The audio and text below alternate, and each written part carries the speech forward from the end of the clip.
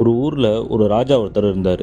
அவர் சமஸ்தானத்துக்கு கீழே சில சின்ன கிராமங்களும் சில சின்ன ஊர்களும் இருந்துச்சு. அவருக்கு நாட்டியக்காரி ஒருத்தி மேலே கண்ணு.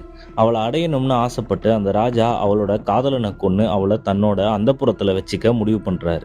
அந்த காதலனை கொன்ன மறுகணமே கோபமான அந்த நாட்டியக்காரி ராஜாவை எதிர்த்து நிற்க, என்னை எதிர்க்கிற அளவுக்கு உனக்கு தைரியமா அப்படின்னு சொல்லி அவளை அந்த இடத்துலையே கொன்னுடுறாரு. கொன்று அந்த அரண்மனையிலேயே எரிச்சிடுறாரு.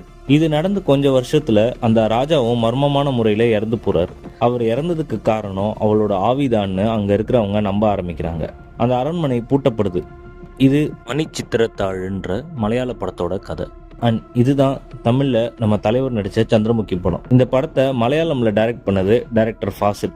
மோகன்லால் இதுல லீட் ரோல் பண்ணியிருப்பாரு.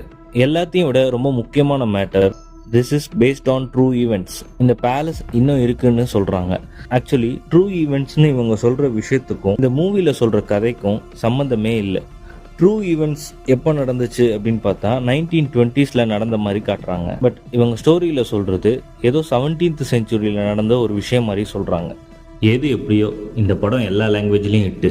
இந்த மாதிரி இன்ட்ரெஸ்டிங்கான மூவி ஃபேக்ட்ஸ் பற்றி தெரிஞ்சுக்கிறதுக்கு ஃபிலிம் பஃப் சேனலை ஃபாலோ பண்ணுங்கள். தேங்க்யூ.